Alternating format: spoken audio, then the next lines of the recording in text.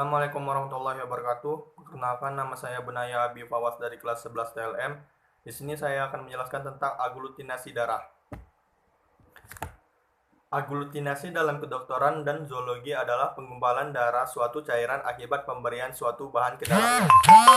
Kata aglutinasi berasal dari bahasa Latin agglutinare, yang berarti untuk menempel pada. Contoh aglutinasi adalah yang peristiwa penggumpalan protein dalam darah sebagai reaksi atas pemberian suatu antigen. Aglutinasi sel darah merah dalam pemeriksaan golongan darah dapat berlangsung melalui dua tahapan. Tahap pertama, antibodi berikatan dengan permukaan sel darah merah. Tahap kedua, antibodi berinteraksi dengan sel darah merah sehingga sel-sel saling berdekatan dan terjadilah aglutinasi. Tahap pertama aglutinasi dipengaruhi oleh suhu, pH medium, konstanta afinitas antibodi, waktu atau lama inkubasi. Kekuatan ion pada menggunakan insupensi sel darah merah, di mana dalam penyediaannya menggunakan fase pencucian yang memakan waktu. Jenis sampel yang digunakan dapat berupa whole blood dengan antikoagulan atau sampel darah beku.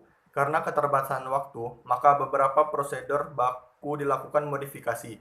Modifikasi ini menimbulkan pertanyaan apakah akan berpengaruh terhadap validitas pemeriksaan golongan darah. Tujuan penelitian ini adalah untuk mengetahui perbedaan derajat aglutinasi uji golongan darah berdasarkan teknik penanganan sampel dalam pembuatan supersel dalam darah. Penelitian yang sejenis ini hanya menggunakan perbedaan sel darah yang dicuci dan tidak, ataupun menggunakan beberapa jenis suspensi dengan konsentrasi yang berbeda, yang menekankan pada penanganan sampel, sedangkan pada penelitian ini diteliti selain aspek penanganan sampel juga penyimpanan sampel. Alat dan bahan yang digunakan. Alat yang digunakan sebagai berikut. 1. Tabung reaksi. 2. Sentrifuge. 3. Spuit. 4. Mikropipet. 5. Vibrator. 6. Kapas. 7. Plaster. 8. Tip. 9. Termometer. Dan terakhir tourniquet. Bahan yang digunakan sebagai berikut. Suspensi sel darah merah 5%, antisera A, antisera B, dan NaCl 0,9%. Lanjut, prosedur penelitian. 1. Menyiapkan alat-alat yang diperlukan seperti spuit, kapas, alkohol 70%, tali pembendung atau tourniquet, plaster, tabung reaksi. 2. Memasang jarum pada holder dipastikan terpasang erat. 3. Melakukan pendekatan pasien dengan tenang dan ramah. Diusahakan pasien senyaman mungkin. 4. Mengidentifikasi pasien dengan benar sesuai dengan data di lembar permintaan. 5. Menverifikasi keadaan pasien, misalnya puasa atau konsumsi obat. Dicatat bila pasien minum obat tertentu, tidak puasa, dan lain-lain. 6. Meminta pasien untuk meluruskan lengannya, dipilih lengan yang banyak melakukan aktivitas. 7. Meminta pasien mengepalkan tangan.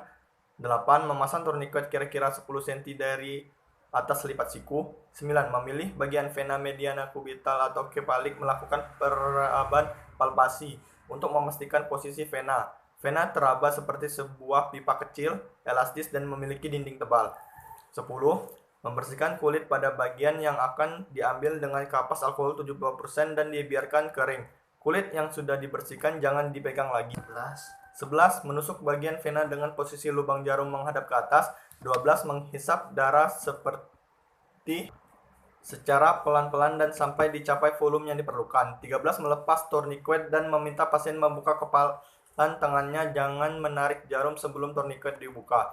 14. Meletakkan kapas di tempat suntikan, lalu segera melepaskan menarik jarum, menekan kapas beberapa saat di plester selama kira-kira 15 menit.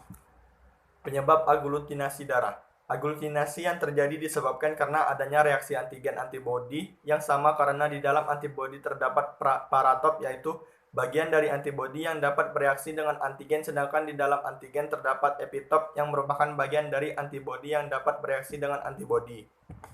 Sekian dari saya tentang penjelasan aglutinasi darah.